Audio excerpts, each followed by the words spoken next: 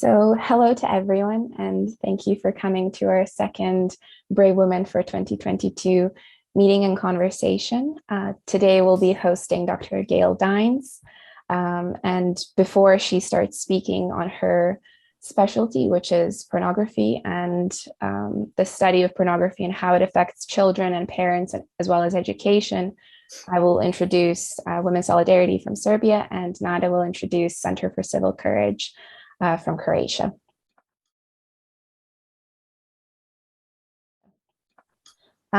So firstly, Women's Solidarity is a nonprofit, well, an informal feminist collective that is obviously not for profit from Serbia that deals with everyday misogyny and aims to react to everyday political struggle of women in Serbia as well as in the region.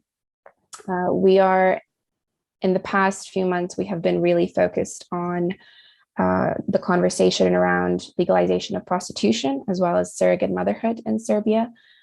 We are against legalization of both of those things, and we are trying to persuade the public to at least try and have an honest conversation about it, starting at university level and in the wider media.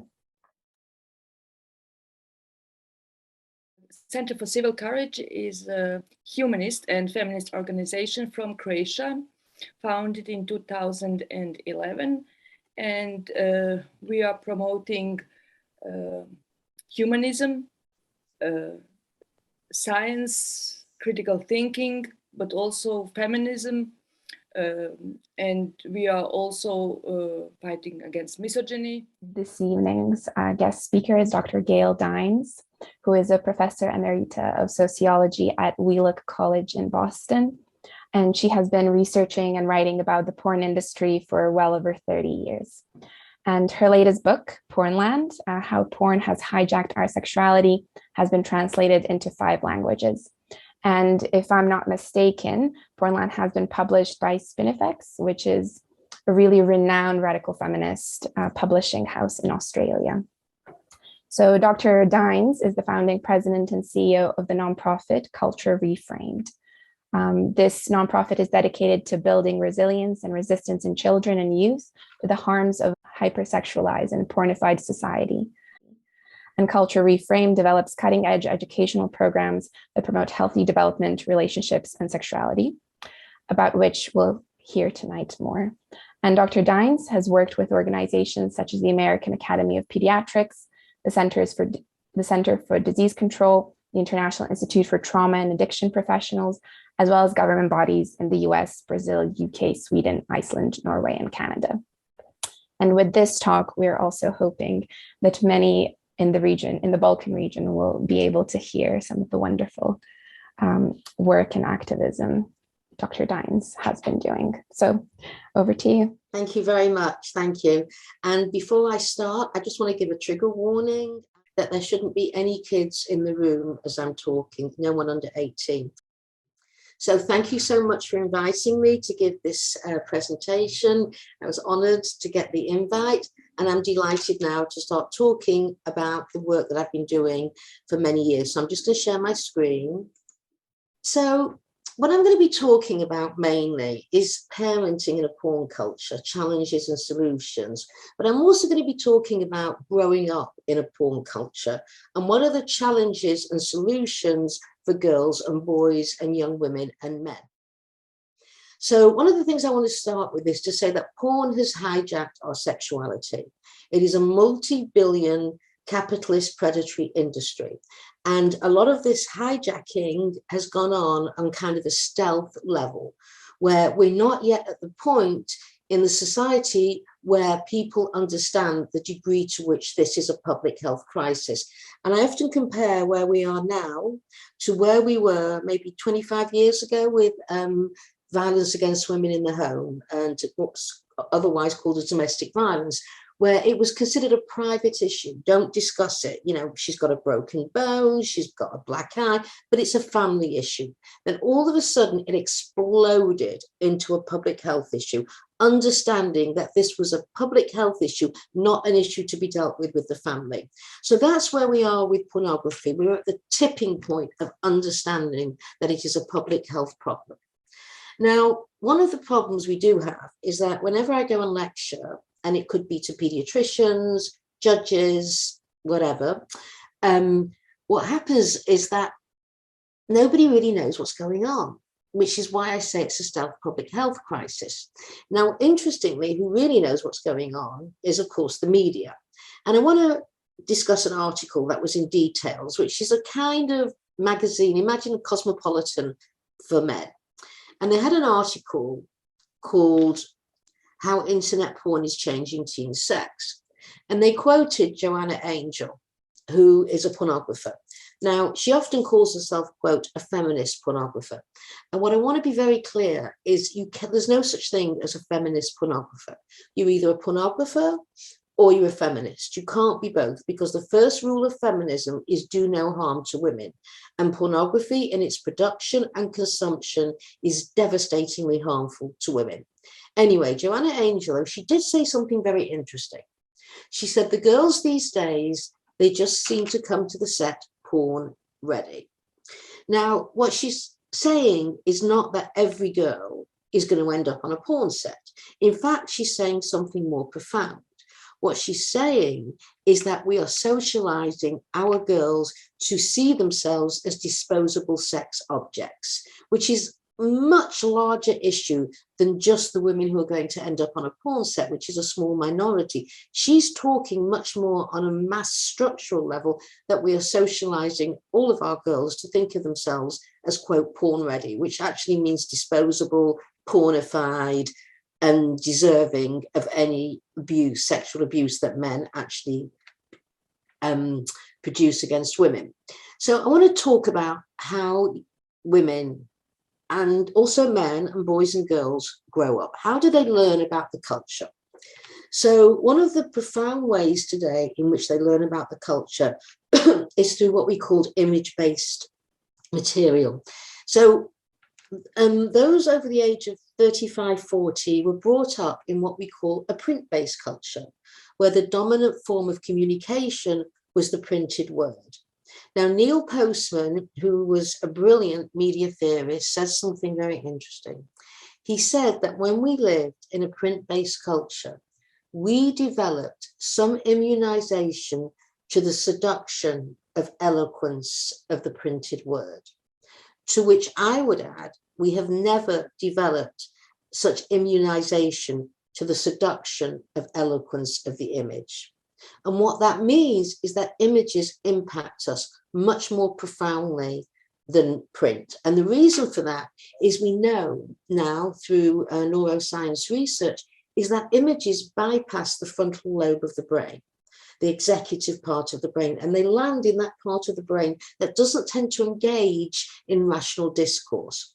So when we think about young people growing up with images surrounding them, you can basically bring down the image to one thing: a young, white, large-breasted, toned, sexualized female. And you see these images everywhere. You also see the clothing. And again, 20 odd years ago, 25, this used to be in pornography. Today, this is completely mainstream, thanks, of course, to Victoria's Secrets. Again, the white, the blondness, the tone, nothing can jiggle except the breasts, the only thing. Everything else has to be bolted down. This is the thing about women today, is if they don't have bolted down flesh, then they're considered unacceptable. Now, what's interesting is most of these images are of white women. We do let some black women in if they look like Rihanna or they look like Beyonce. And what's interesting is how they're often shown in animal skins. And this is a long-held stereotype from slavery in the US, which argued that Black women were animalistic in their sexuality. And that is why these poor white slave owners couldn't resist these women. So it was a way to put the blame of the wholesale rape of Black women on the plantations onto them and take it off the real perpetrator, who was, of course, the white plantation owner and all the white men who worked on the plantations. So this image, it still exists today, and it still impacts African-American women. If you often see court cases where African-American girls as young as 13 or 14 are being prostituted, they are not looked at by the jury as victims. They're seen as actual perpetrators. So again, this has incredible implications today in our legal system.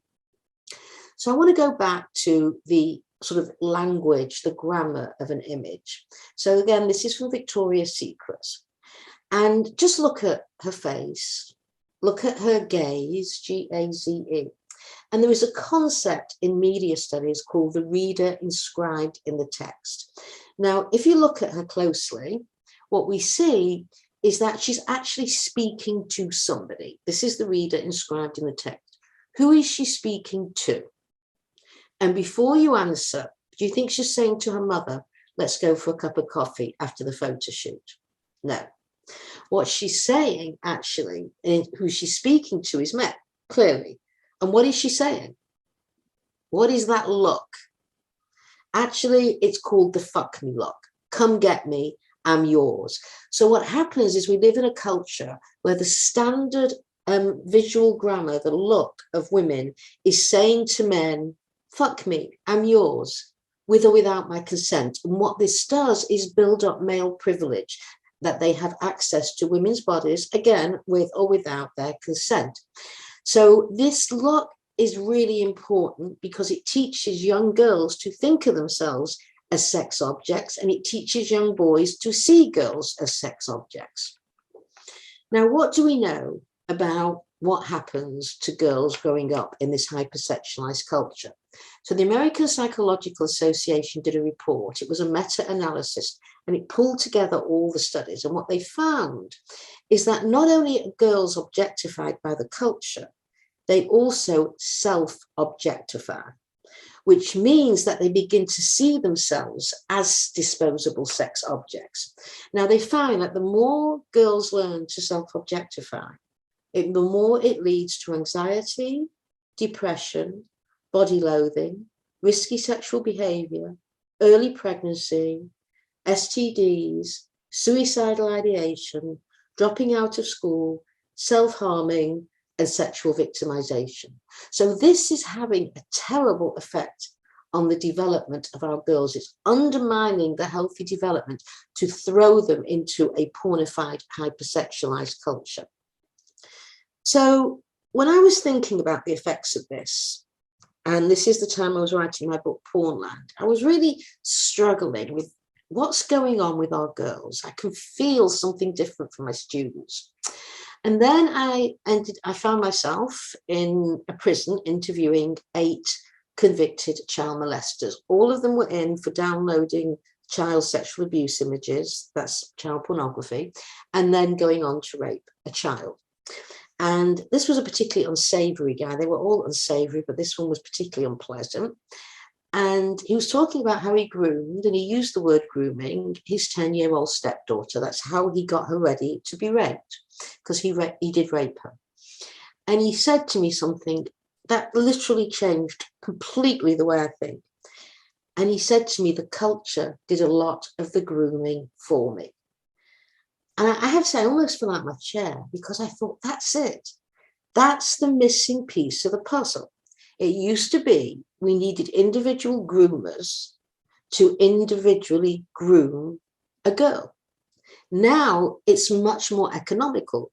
We have a mass culture grooming en masse our girls to see themselves as what Joanna Angel said, porn ready. But we could also substitute the word porn for rape. They're being seen as rape ready. And this is what happened with this convicted child molester. Right? He groomed her and used the cultural hypersexualized images to help groom her, and then also harness the culture so that by the time he actually raped her, she had formed an attachment and was actually saw herself as this is normalized for girls. And she was only 10. Now, recently, Billie Eilish, who did a very, very brave interview, said, I started watching porn when I was like 11. I think it really destroyed my brain, and I feel incredibly devastated that I was exposed to so much porn. And what's interesting is she also went on to say that not only did it affect her brain, which, by the way, we know it does now through neuroscience research, but she said, I ended up doing things sexually that were dangerous, that I didn't want to do, but felt I should. That's what pornography did to her. It groomed her into being vulnerable to the sexual abuse perpetrated on her by men. So this is where we put our young girls.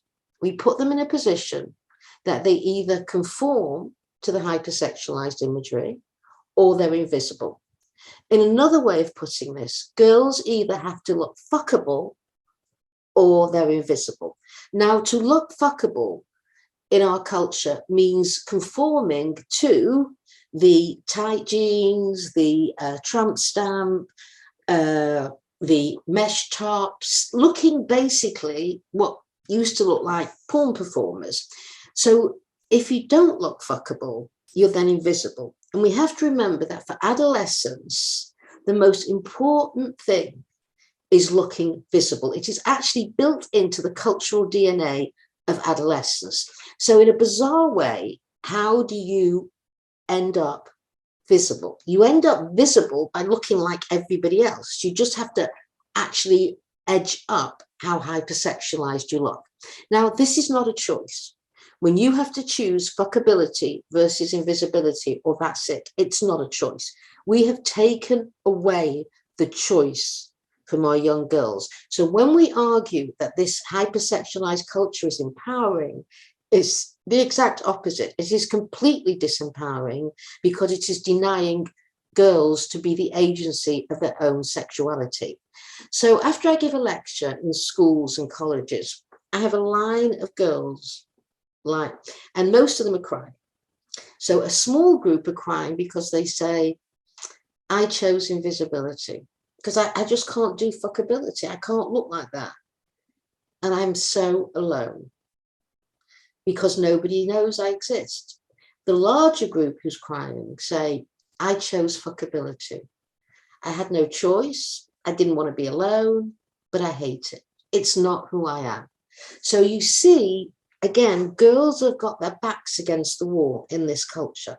Once you mainstream a pornified, hypersexualized culture, adolescent girls especially are going to be forced into becoming compliant victims of this culture. Now, the same article in Details, How Internet Porn is Changing Teen Sex, went on to say, there is an entire generation of young people who think sex ends with a money shot to the face. Now, a money shot is ejaculation on the face. Now, I have watched more pornography than anyone should have to watch. And I don't think I've ever seen a porn scene that doesn't end with a money shot, i.e. ejaculation on the face. And often it's 2, 3, 4, 5 men ejaculating on her face. And what we have in the porn industry now, because the ejaculation is increasingly in the eye, we now have an antibiotic resistant strain of gonorrhea of the eye in women porn performers. Not to mention all the others, chlamydia of the anus, gonorrhea of the throat, which I'll be talking about later. But this is what happens to women who are in the porn industry. This happens to real women. And again, when a group of privileged, entitled women argue that this is empowering, most of those women would never go near a porn set, would never be, or nor would their daughters, right? They're basically saying it's okay for those women over there, the poor, the most isolated, the most discriminated against. It's okay for them to do this. Not okay for me or my daughter. So this is a very privileged group, usually of white women, who are arguing that pornography is empowering for women. Now, we have a problem here because we have what's called a parental naivete gap. This was a study done at Indiana University. And what they found is that half as many parents thought their 14 to 18-year-olds had seen porn as in fact actually watched it. They also found that depending on the sex act, parents underestimated what their kids saw by as much as 10 times. So this is a real problem because we know that parents are the most important source of protection against the culture. And yet we have what is called this parental naivete gap, that parents do not know what's going on with pornography. And often when I say to parents, what do you think I'm talking about? Some of them even come up with images from Playboy and Penthouse. They have no idea how profoundly this has changed. Now, I want to be clear, I'm not blaming parents, okay? Parents have enough to do. It's hard enough just parenting kids in this culture. Now we expect them to become experts in pornography. So this is impossible for them. This is why we created Culture Reframed, so that we could create programs for parents so that they could learn from that, so that they wouldn't have to go and do the research themselves. So what do we know that's in pornography? We know that 90% of images contain at least one form of violence against women. And this is Anna Bridges' study, which was in 2010. And it was published in the journal Violence Against Women. This is now under review. It's been updated. And that 90% is now 100%. And if anyone who studies pornography knows, that's no shock, right? That it's 100% is no shock. So what is the content of mainstream pornography? So when you go on to Pornhub, Xhamster, YouPorn, there are millions of videos, but it really doesn't matter what video you click on, because you're going to see the same thing in every single video virtually. What you're going to see is gagging. That's where a girl or woman is gagged with a penis so far down her throat that she can't breathe. And tears start streaming down her throat, of her face. And as she's gagging, the porn performer, the male, grabs her head and pulls her towards him. He has no empathy. He is stoic. He looks like a sociopath. I don't know whether he is a sociopath or not. We have to do research, but he behaves like one because he is completely emotionless as she is crying, asking him to stop, not being able to breathe. The second major act is strangulation. Now, this is very different. This is hands around the throat. Now, strangulation is extremely dangerous. First of all, we know from studies that women who are strangled during battery are more likely to die at the hands of the batterer.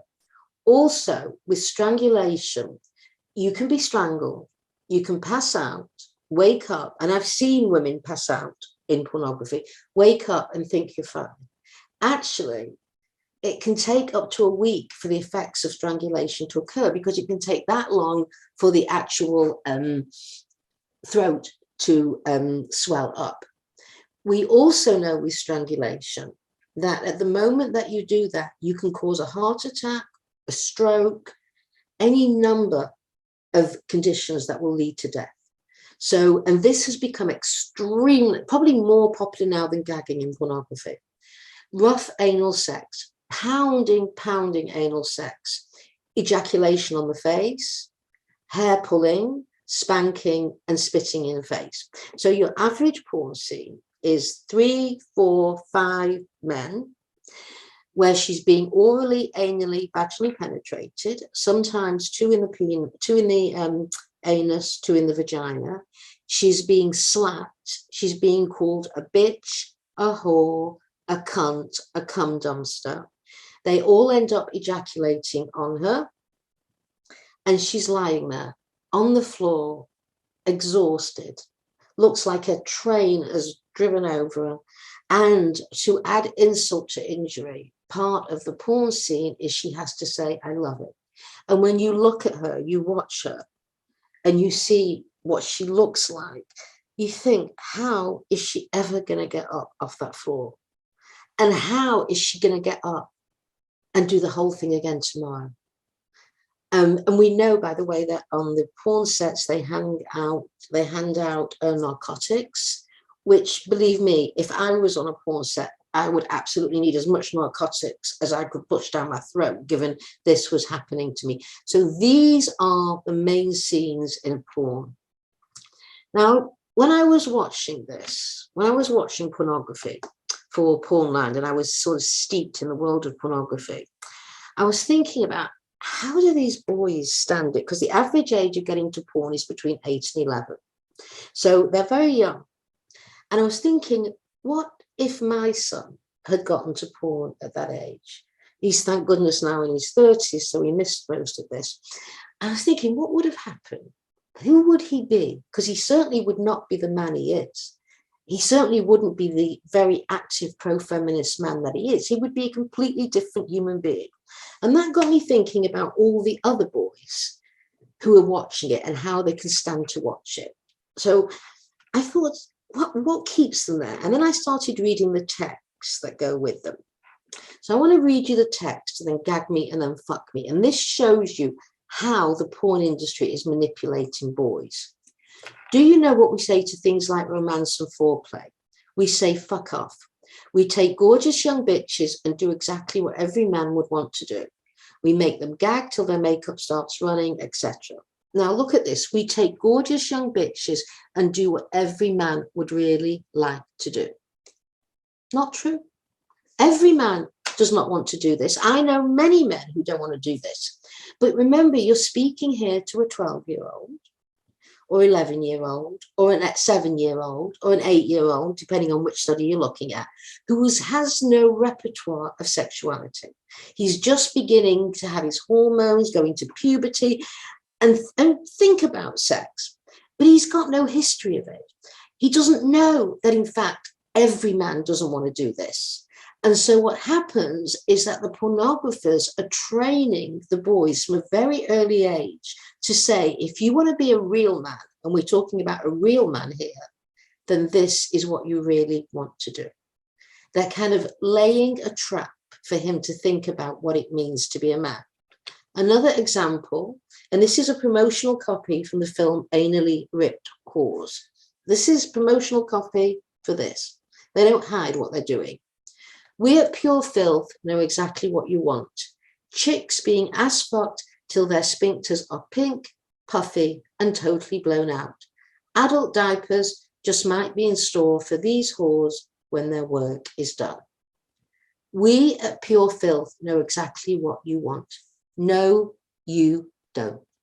Do not tell me that 11-year-old boy, when he puts boobies or butts into Google or finds the porn on Instagram, do not tell me that this is what he's looking for. What he's looking for, if he's lucky, is maybe a pair of breasts. If he's really lucky, a naked woman. He has no idea that he is going to be catapulted into this sexual violence and torture. So now I want you to think of what that 11-year-old boy is feeling. The toxic stew in his stomach of shame, of feeling frightened, fearful, disgusted, and aroused. And he's got nobody to speak to. Now, this is traumatizing. I know for a fact that I got secondary trauma from looking at so much pornography. And I'm an adult woman who has been doing this research for over 30 years. What's going to happen to this 8-year-old, 9-year-old, 10-year-old boy? I would argue that we are en masse traumatizing our boys. And that is part of the business model of the pornography industry, because when you traumatize boys or anybody, what we know from the sociobiology of trauma is that if you do not resolve the trauma, you then habitually play it out. You go back to the point of the trauma and you keep playing it out in the hope it will have a different outcome. Of course, it doesn't. All this does is dig it deeper into the neurons, which are firing and wiring around the pornography. So they're basically creating porn addicts because they keep going back, which is, of course, a great business model. That's exactly what you want. You want addicts. It's awful for the culture. And I want to say one thing as well. Feminists are often accused of being man-haters. I want to get rid of that immediately. Feminists are men's best friends. We are the only group rooting for them. We are the only group that believes that men are born fully human, are not born rapists, are not born porn users, are not born Johns, are not born pimps, that rather the culture makes them into this through this toxic masculinity. So when we're called man-haters, we don't hate men. You want to see man-haters? Go to the pornography industry, go to the porn images, because in pornography, men are simply bankrupt life support systems for erect penis. They have no emotions, they have no empathy, they have no capacity for connection. Now, how do I know that men are born equal to women with all of the capacity for love and empathy? I know that as a sociologist, I know it as a feminist, but most profoundly, I know it as the mother of a son. No one can tell me that my boy was born with less capacity for all of those things. Nobody can tell me that. And on behalf of my son and his friends and all those men who refuse to collaborate with the porn industry and the pornified culture, men should be outraged by this and have left it rather up to a bunch of impoverished feminists to fight a multi-billion-dollar industry. We need men to say, this is not me. This is not who I am. How dare you define me and my peers in this way? But instead, we are left to do that. So how did we get here? How did we get to this ridiculous place where you can get free, hardcore porn within 5 seconds? So the most important date is 2000, when the internet became domesticated. And this made porn more affordable, accessible, and anonymous, the 3 major drivers of demand. Whatever study you do, whatever methodology you use, we know that pornography is about 1/3 of the internet now, whether it's measuring traffic, whether you're measuring visits, whether you're measuring downloads, pornography is 1/3. Porn sites get more visitors each month than Netflix, Amazon, and Twitter combined. And who controls the porn industry? Mainly one company called MindGeek, which I would say controls the vast majority of porn distributed, because they own Pornhub. And they own 10 of the 15 most lucrative porn sites, with their flagship site being Pornhub. And Pornhub is now almost meshed into pop culture. It's mentioned in films. There's Pornhub hats, there's Pornhub regalia, there's Pornhub t-shirts. So Pornhub has become kind of a cutting edge place to go.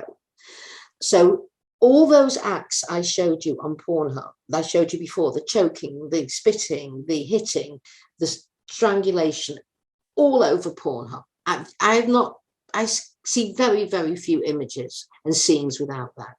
Now, Pornhub is in the top 10 of the most popular websites in the world. Some statistics from 2021, 47 billion visits, 130 million daily visits, 5 million new videos uploaded. Pornhub boasts 100 million daily visits, as if the combined population of Canada, Poland, the Netherlands, and Australia visited Pornhub every day. Now, things got so much worse during the pandemic. What we saw was an increase from 120 million visitors in 2020 to 134 per day. Now, why is this? The main reason is Pornhub made its premium content free. Now, most of Pornhub is behind a firewall. But what it did in March 2020, when we're all running home because something terrible is happening in the world and we don't know what it is, what's the porn industry doing? It's rebuilding its business model to bring more men to porn. And what we know is literally overnight, visits in Italy to Pornhub increased 57%, in France 38%, in Spain 61%, and in the US 40%. So here we have men in lockdown with their wives and children consuming more porn than they've ever consumed before. We also have kids in lockdown who are doing their homework and using devices more than they've ever used before. So no wonder we saw this big increase in visits to Pornhub. Now I want to talk a bit about cross-platform marketing to kids. So this is another date, was around 2013-14 when the mobile phone became popular. Now parents were just getting to the point where they thought, I know how to do this with a computer. We'll put the computer in the middle of the room. We'll put all these lockdowns on the computer and we'll be there with our kid. As soon as the mobile phone came out, parents lost all control. What we know is 84% of teens use Instagram, 80% Snapchat, 69% TikTok, 39% use Twitter. This is where they're getting their pornography from. Now, most of the things on Instagram are selfies, and the selfie is often a hypersexualized image taken by a girl or woman. 93 million selfies taken each day. 95% of teens have taken a selfie. 91% of teens have posted a selfie online. 74% of Snapchat photos are selfies, and 304 million selfies posted on Instagram today. So what we're finding is the selfie is becoming increasingly sexualized to the point that often girls are being bullied into sending naked images of themselves. And we know the disastrous outcome of that when the boy who receives them leaks them purposely to his friends, to the school, it goes around. She is completely humiliated, suffers all the things we saw, anxiety, depression, suicidal ideation. This is what we're doing to our girls. We are putting them at great risk with this. Now, I want to also talk about the platforms. So this is on Instagram, and Sunny Leone, who is probably the most well-known porn star. And I want to say, I use the word porn performers because there are very, very few porn stars. Most women who enter porn leave after 3 months because they cannot deal with the body pounding violence, and they end up often going into the brothels of Nevada. So Sunny Leone on Instagram, which is a teen platform, has 40 million followers. And you can get onto her account, you swipe or whatever you want to do, and you can go straight from there to Pornhub. Now, what's even worse is Snapchat, because they have Snapchat Premium, which is where the porn is hidden. And when we ask kids, where do you get your porn from? One of the answers is Snapchat Premium. And they know how to look for it, right? It's not just, you don't put in pornography, you don't just look, you put in emojis. Like, for example, if you put in the emoji of an eggplant with the next to an emoji of tears, it means you're looking for penises that are ejaculating. You put in cherries, it means you're looking for breasts. You put in cherries and the emoji for tears, it means you're looking for a man ejaculating on a woman's breast. This is the secret life of kids using platforms that parents are not aware of. Now, TikTok has just flown into being the major new growing social media platform for kids. And this is so important because this is where the influencers mainly are. So this is Charlie D'Amelio. She has 125 million TikTok followers. She made her first video at 14. She's worth now $8 million. She's 17 years old, and you can see how hypersexualized she is. And she's been doing this since she was 14. So what we find is that social media and the hypersexualized images normalize porn, and they're a gateway to the porn industry sites for kids. OnlyFans is another example where you have sex camming, where these women are doing private shows for men. And the average woman on OnlyFans makes $185 a month. We hear about all these women putting themselves through college on OnlyFans. In reality, they make nothing. Plus, they leave a image footprint all over social media, which means they'll probably never get hired again. Also, the platform takes a 20% cut which means OnlyFans is a pimping site, and they have a referral system, which means that if you need more money, which most of these women do, making only $185 an hour, a month, you can bring your friends on. And if you bring your friends on, you get a percentage of what your friends are making. So not only is OnlyFans pimping out women, they're actually pimping out the women and then turning them into pimps by getting them to bring other women on. So this is a pimp pyramid scheme we're seeing with OnlyFans. So what do we know about the impact of porn on boys and men? We have over 40 years of empirical research. Anyone who argues there is no research either doesn't know it or is willfully lying. So what are the behavioral risks of early exposure to porn? So they're more likely, this is boys, to have sexual intercourse at a younger age. They've got a higher number of partners and casual hookup sex partners, engaging in risky sex and casual sex. They suffer from erectile dysfunction, low libido. They'd rather have sex, they'd rather masturbate to porn than have sex with a woman.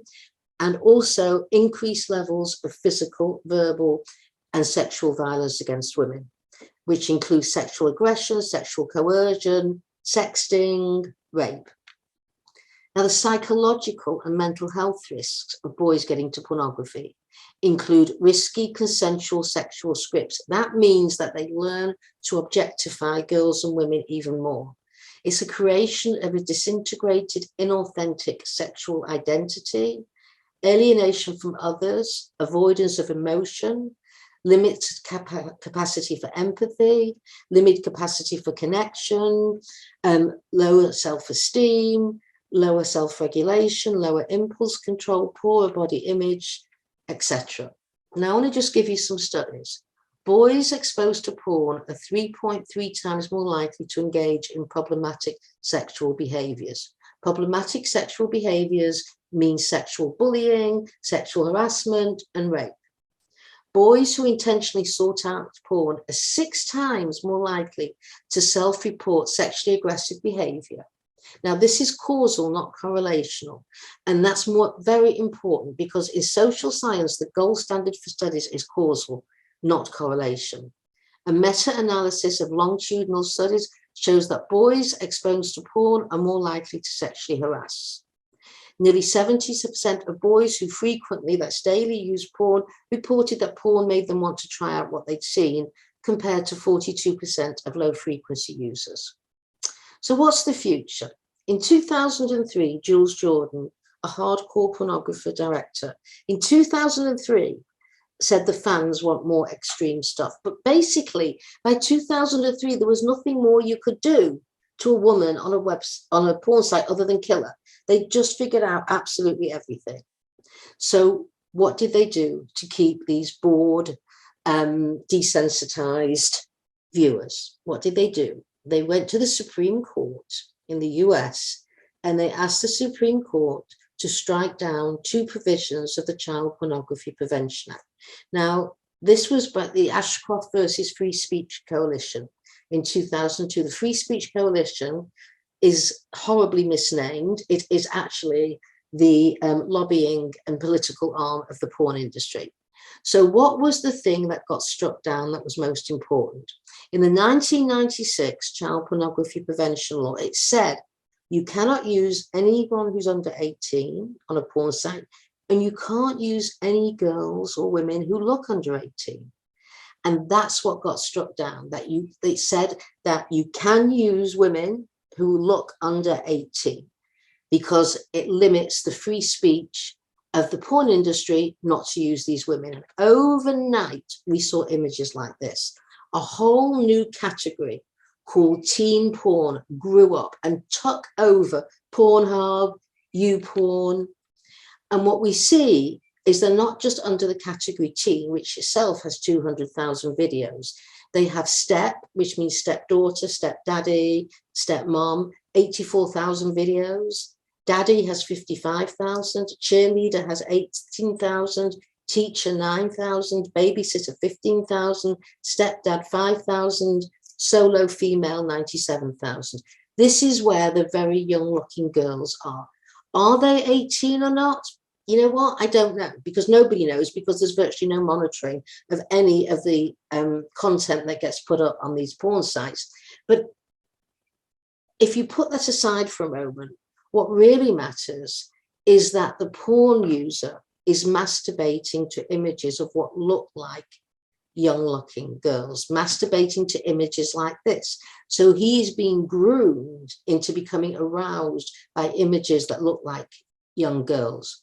So what do we know about porn and child sexual abuse? So now this is really down a rabbit hole that we're going.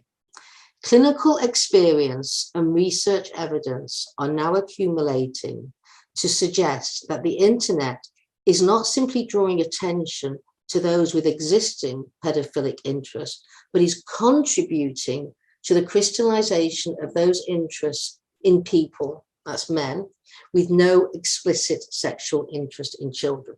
What this means is that those men who are becoming addicted and habituated to porn are bored and are now looking at kids where they had previously had no interest in kids. Now, remember those 8 men I interviewed, all of whom were in for downloading child pornography and then raping a child? And it took about 6 months to a year from first viewing porn to then going on to rape a child. None of them were pedophiles. None. They all said they prefer sex with adult women. So I said, why did you rape a child? And you know what they said? We got bored, wanted to try something new. So these men get bored and they blow up children's lives. And what this also means is we are expanding the number of men who are going to rape children, and we're expanding the number of children who are at risk. So this is a dreadful finding from a study, and is one that should scare us all. So this is what happens. Desensitization, boredom, and addiction to mainstream porn leads to legal childified images, the ones I just showed you from Pornhub, that leads to child sexual abuse images. That was exactly the trajectory of those 8 men in prison, and now research is finding that this is true.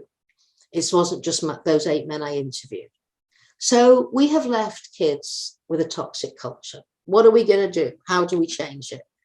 Well, at Culture Reframed, we have the Gulliver strategy, which says basically, you do whatever you can to tie this monster down piece by piece. So this is some of the government legislation. Age verification legislation for production and consumption of porn.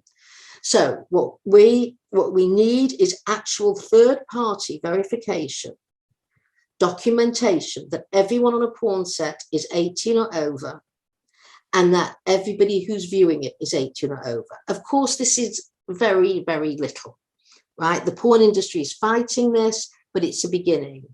We hold social media platforms responsible for content. At this moment, they say they're just neutral carriers. No, they have to be responsible for content. We adopt a law that was based in Utah, which is so basic, where what you do is the default position when you buy a phone is you can't have access to pornography. If you prove you're 18 or above, then you get access to a PIN. And then again, we need to enforce what is a law here, 2257, which is record keeping, so that all porn producers and distributors have records that everyone is 18 or above. That is so basic.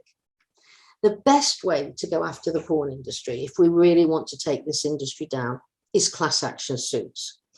And this is where we bring class action suits on behalf of kids who've been trafficked into porn, on behalf of kids who have become addicted to porn, on behalf of parents who are dealing with kids who've been addicted to, on behalf of women who've worked in porn. We just keep slamming them with class action suits, because the thing is, there's no point in putting pornographers in prison. Just more will jump up. What the only language these predators speak is money. So if we go after them and bankrupt them, there will be no desire to carry on with pornography. I was an expert witness for a case against Girls Gone Wild, which was a very popular porn site in the mid to late 2000s. And you know what? We did 3 suits against him, and in the end, we bankrupted him. He's disappeared. So that's why Girls Gone Wild disappeared, is because we bankrupted it. Now, another method is what we have developed at Culture Reframed, is basically taking on a public health approach to raise awareness and provide education and resources so that we can build resilience and resistance to hypersexualized media and porn culture in kids, because pornography is not going away tomorrow. So we need to start educating our kids about porn. And a public health approach means that we've taken the key protective factors that shows that parents, educators, legal professionals and medical professionals come to our table. We sit and we work with them. It is multidisciplinary. And what we did is we built parents programs. We built one for kids, for parents of kids aged around 9 to 12, and one for parents of kids aged 13 to 18.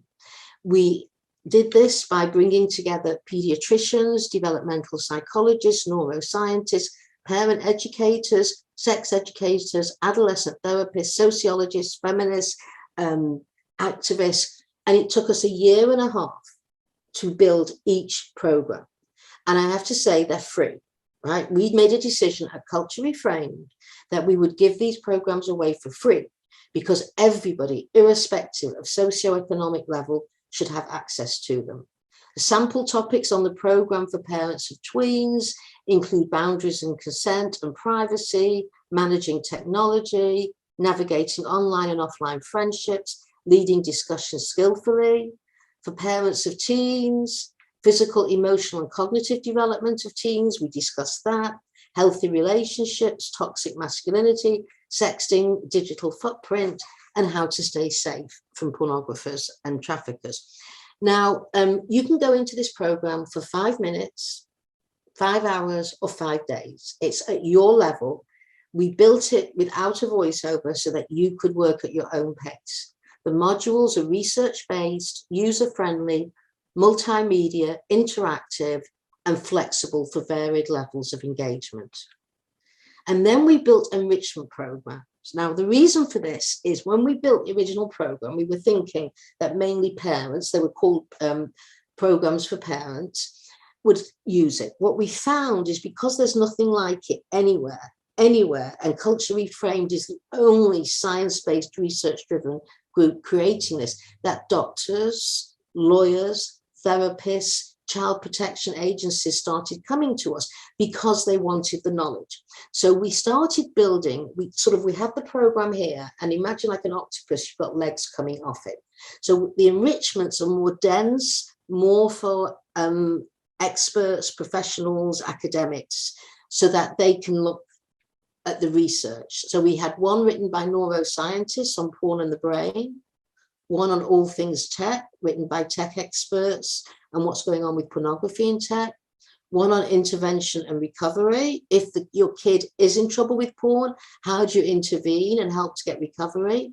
And in fall 2022, we will have a whole curriculum for teachers as how to teach sex education through the lens of critical porn literacy. There will be free PowerPoints, a free manual, free curriculum for teachers. Anyone will be able to download it who work with kids and want to give them a porn critical lens. An example, on our program, we give you, for example, warning signs. If your kid is withdrawing from family, peers, and activity, could be a warning sign that he's addicted to porn. Or girls, if they close the device when you enter the room, if they spend excessive amounts of time in the bathroom, if they're secretive about the online, offline friends. Lack of sleep is a very good sign because it means they're using porn through the night. If they start using precocious sexual language that's not age appropriate, if they have mood shifts, depression, anxiety, if suddenly they have access to extra money and buying expensive goods, could be a sign that they're being groomed and they're getting money, or if their sexual behavior is not developmentally appropriate. Now, of course, there could be other things going on. We're not saying this is only pornography, but these are real red flags that your kid might be getting in trouble with pornography. At the end of each program, we have conversation scripts. because we know that you and your kid would rather be anywhere else in the world than discussing pornography. So we have actually scripted out. Now, you don't, of course, have to use the scripts, but we've done this to help parents and also experts. And what they say in the sex education world is, do not have 100-minute conversation. Have 100 1-minute conversations. Do not lecture to your kid. Just find teachable moments. And you should do this after you've gone through the program, so you know how to do this. I used to do this with my son all the time. We'd go past a billboard, a sexist billboard with a hypersexualized woman, and I'd say, can you see anything wrong with that? He'd go, yes, it's really sexist. She's hardly got any clothes on. So what my son's first language was feminism. And it's never too late to give your kids a feminist analysis. That is the very best protective factor. Words like misogyny and sexism were dropping out of my son's mouth by the age of 4. I remember once when he was 6, we were walking past a store, and it was around Christmas time, and it was a clothes store, and they were hanging a mannequin by her neck with Christmas lights, and I missed it. And my son stops and goes, uh-oh. I said, what's the matter? He said, look, they're hanging her. Now, I had completely missed this. I said, you're right. What do you think we should do? And he turned around and he said, we have to go in and protest, of course. So, of course, I wanted to get home and make dinner, but we went in and we protested. And you know what? The next day, it was taken down, that dummy being hanging from lights. So you teach your kid, you start scaffolding. We didn't talk about pornography till he was around 11.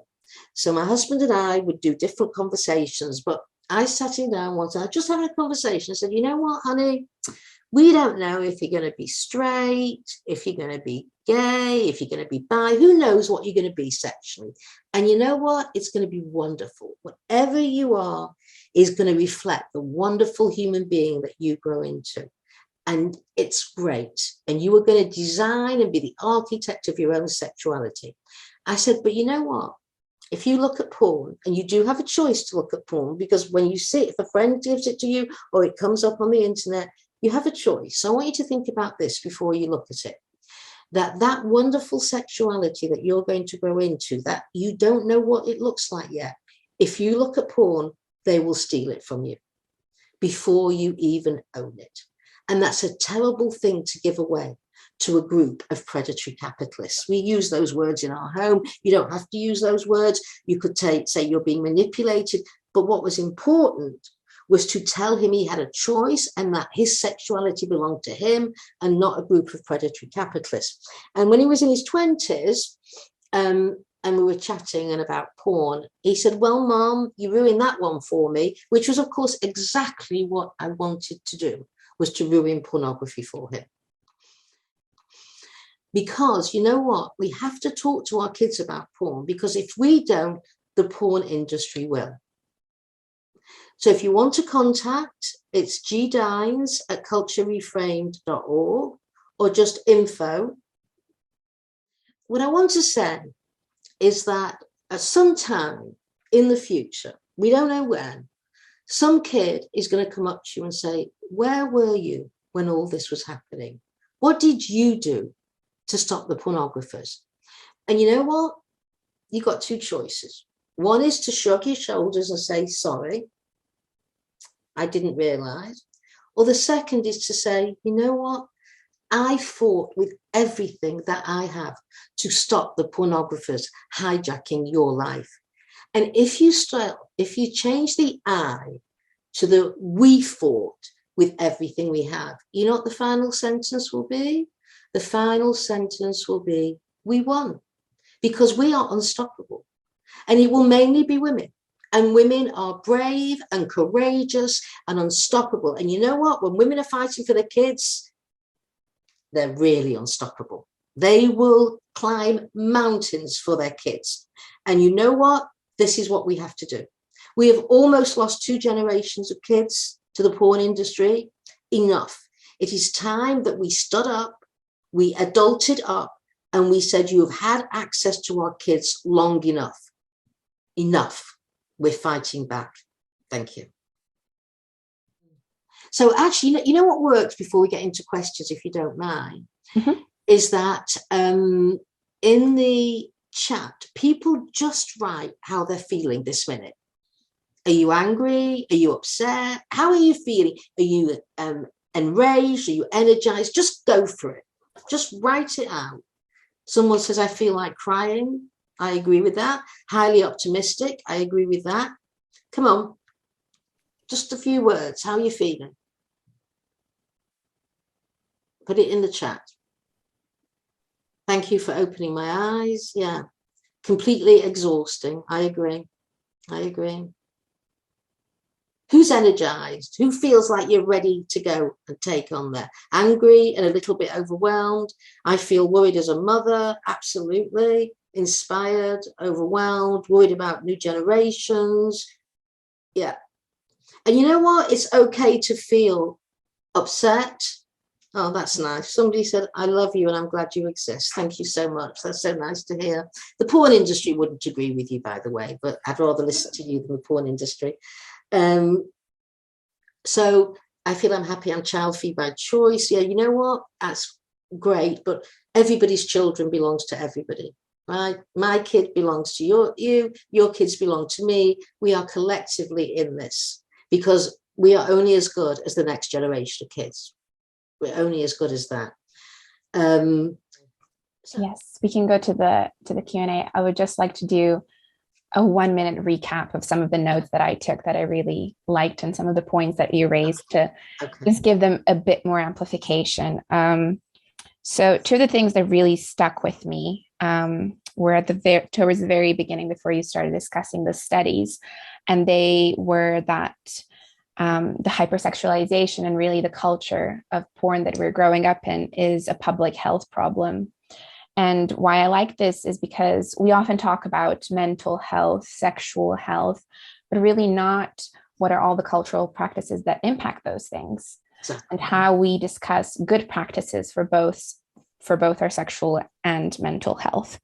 Obviously, with the things that you've discussed for those who participate in such violent sexual practices, physical health is at risk as well, be the strangulation or asphyxiation and similar things. And then the other thing, and this is very simple, but it I think sums up the impact of patriarchy on us today and the kind of relationship between patriarchy and the porn industry, is when you said that the porn industry is building up male privilege. And then you described what actually male privilege is. And that is that they can have access to women's bodies at any point and however they wish they can have that access.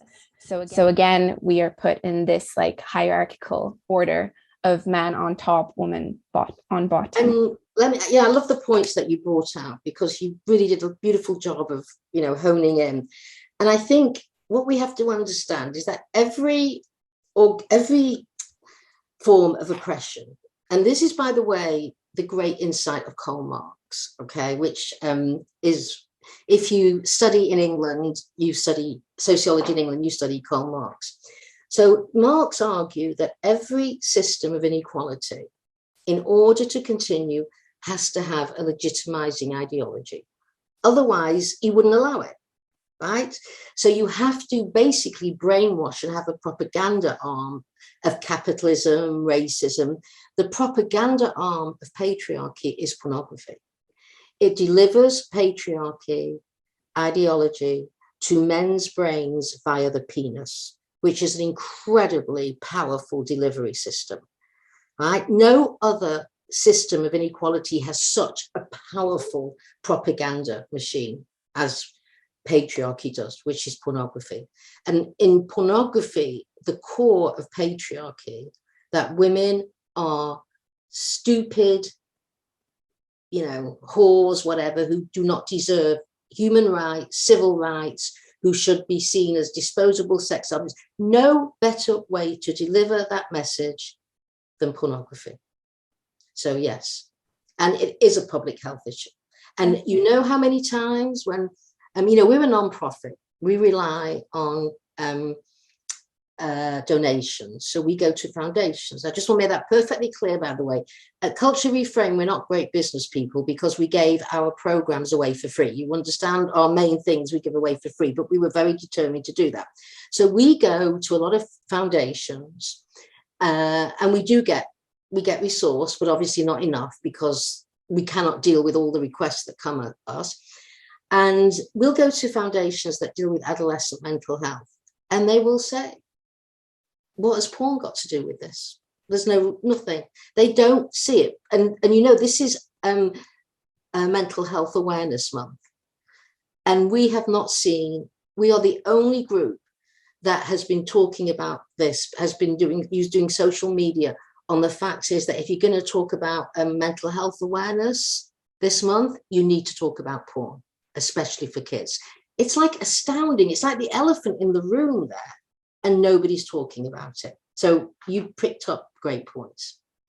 Thank you. And thank you again for the lecture. I will be reading out the questions from the Q&A box now, and then you will be giving live answers. When I skimmed through some of them, they repeated or they were asked before you already mentioned the answers to some of them, but we can repeat it simply because they are important points. So the first one is there a link between pornography and development of pedophilia in men who are not typical textbook definitions of pedophilia? Yes, that's what the studies are finding now. Absolutely.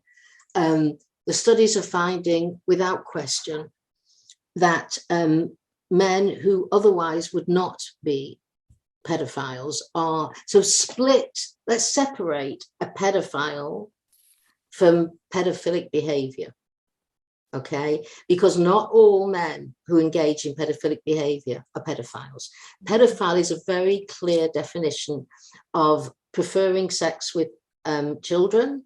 They usually start offending around early to middle adolescence, and they are constant predators. What we're finding is that in many cases, these men do not look for children till their 40s or 50s. They do not map on to any of the definitional descriptions of pedophiles. So the answer to that is absolutely yes. Thank you. And then the second question is, there's a quote going around radical feminist groups, Andrea Dworkin's words apparently, and it's something along the lines of, if we don't stop pornography now, girls will grow up thinking it's good for them.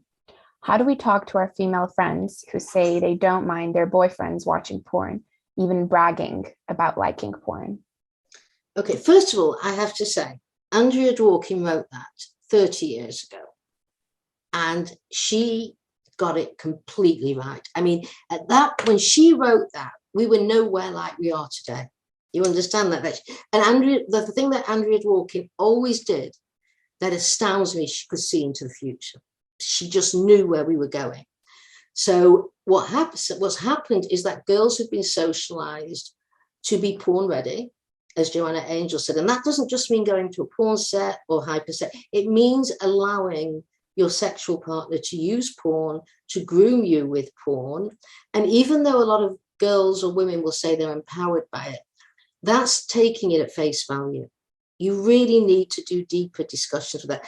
You know, I taught feminist theories for 20 years when I was a teaching professor. And my students would come in on day one, not one would define themselves as a feminist. And what's the big deal about porn? By week 3, they were arguing whether they were radical, Marxist, or socialist feminists. They couldn't figure out. And they were ready to rip apart the porn industry brick by brick. It just took 3 classes to get from it's empowering, it's fun, to, you know, let's kill these fuckers, basically, kind of, not that I would suggest violence, but I mean, they were so enraged by that, so enraged. So when some woman says to me, I'm empowered by it, or I don't mind it, that's the surface level. You need to go deeper, have a greater conversations, and ask, you know, the one big question to ask is, don't you feel like you're enough sexually and emotionally for him? Why does he need to bring a third party or fourth party or fifth party into this intimate relationship that we have? And I think that's going to give her pause to think that through. But don't be critical, right? Listen to see what she's saying, address what she's saying. But if you start arguing, you've lost it, right? So you've got to kind of help unpack how she's feeling. And you go down a bit deeper, you'll hear a very different, I think in most cases, very different. Yes, I agree with that as well. The next one says, thank you so much for your lecture. This is so important. I wanted to ask you so many questions, but not right now. I would like to know how to fight not just the sex industry, but also a mainstream feminist movement that supports this industry and calls us sex negative feminists, fascists, doesn't allow us to speak about this and has hegemony in media, etc. Well, the first thing you argue there is actually anti-porn feminists are sex positive. That's why we're anti-porn. You can't be sex positive and pro-porn because the most sex negative images you're ever going to see are in pornography. So that's the first thing, is we're the pro-sex group, right? We can't stand what porn has done to sex. And porn is about the humiliation and degradation of women. So it's off the mark. It's, you know, we're not talking about sex here. We're talking about humiliation and degradation of women. Let me say something that I've noticed really is that porn has gotten so bad, and really, I think culture reframed, and of course the 30 years of work that I've done and the ground that Andrea Dworkin set, we have changed the narrative. And what I'm seeing is less and less younger women buying into this third wave pro-sex empowerment bullshit that's being thrown at them. Who's buying that is that the professors, they're women's studies professors, are force feeding them that. I have to say, when my book Pornland came out, do you know it was the first book in 10 years that came out of the academy that was anti-porn? I mean, incredible. So it's the women's, what I say to everyone is stay away from women's studies. Absolutely. Do sociology, do political science, whatever, stay away. And the reason for that is that much of women's studies is based in the humanities, where you don't need research. You can say whatever you want. You don't have to back it up.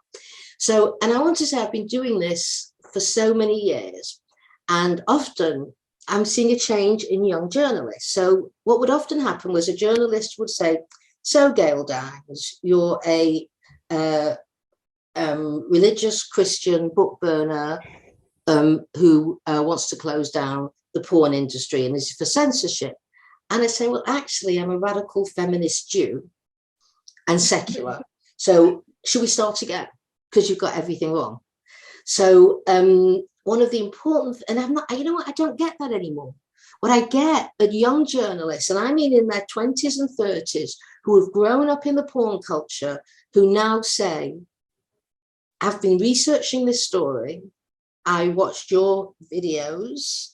I watched your TED talk. I watched other videos. And you know what? I started this story thinking that porn was great. And now I'm so confused because I don't think it is. So our job for people who are interviewed is to help them think their way through, because they're very influential. I just got interviewed by a Brazilian newspaper, by a young journalist, very smart, and said, you know, and was very honest. She said, this has just shaken me to my core. I thought I understood it all, and I've now realized I've got it wrong.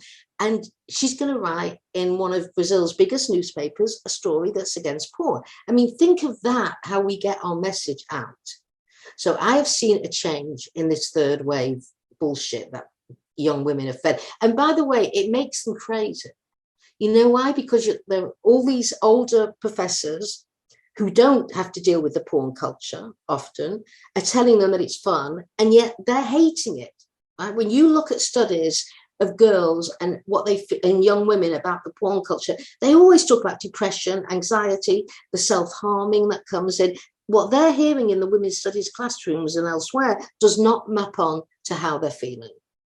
Yes, that's something I've noticed as well. And now they're kind of shifting towards the argument of, well, let's just make it safer. Let's make it nicer. Let's not delegitimize the whole industry. But we have to be able to discuss the actual reality of things and what's been happening on ground. Well, since the early 70s, with the film industry, at least. Mm-hmm. Remember, we started this, the radical feminists. The faith-based groups have jumped in and made out that they were the first. No, sorry, we were there first. We got there first. We decided it was a harms-based issue, not a moral issue.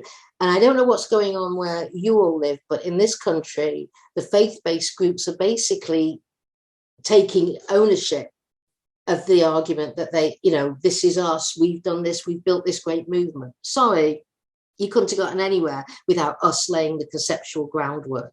And also, by the way, it's not the same movement. We are, as radical feminists, we are obviously pro-abortion, we're pro-LGBTQ rights. I mean, all the things that these groups are not.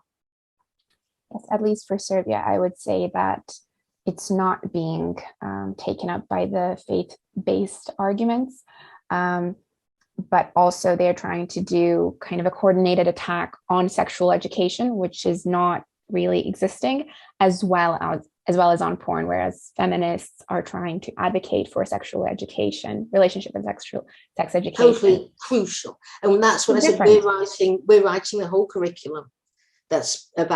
We've hired a specialist team, and it will be the first curriculum up there that is, will have everything that teachers need to teach in the classroom about this.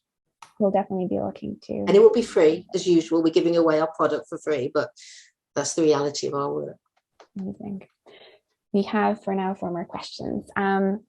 Next one, a brilliant and important lecture. Thank you so much. I have one question. How to encourage teen girls not to dress to please the male gaze? Again, feminism. Okay, you have to start talking feminism at an early age. Now, it's never too late. It's never too late. But you have to realize what the teen girl is up against. She's up around adolescence. Parents, teachers, everyone become like the biggest idiots walking the earth. And the only people who are smart are she or him and the friends. So to ask a kid to go against the peer group, right, is really, really difficult. So one way to approach it is, of course, to have these conversations, but to say, look, I understand if this is what you need to do as a parent, but just remember that this is the culture making you do this. This is not your choice. Because really, if it was your choice, would you walk around looking like that? Because it's so uncomfortable. A thong, I mean, could you imagine? It's like a torture instrument, a thong, high heels, or it's so uncomfortable. So I would say, obviously, you try and teach your kid feminism, but also be respectful of we don't have a full adult brain till 30. It is not fully, the frontal lobes are not fully online till 30. She has an absolute need to conform. Her frontal lobes are not fully online. So I think our discussion, and if she does dress like that, explain. I understand this. You've got the need to do this. This is what the culture has done. But to try and stop is only going to cause big fights. And you want your kid to see you as the friend, as helping them navigate their way through this. You don't want them to see you as the enemy who's saying no to everything. We always say you should parent and partner with your kid to navigate their way through this culture, because they're not having a great time. Yes. Next question is, how can young girls explore their sexuality in the world full of objectification and the male gaze? Yeah, it's very often that girls think that their choice is to be sexualized. And as you said, there is self-objectification.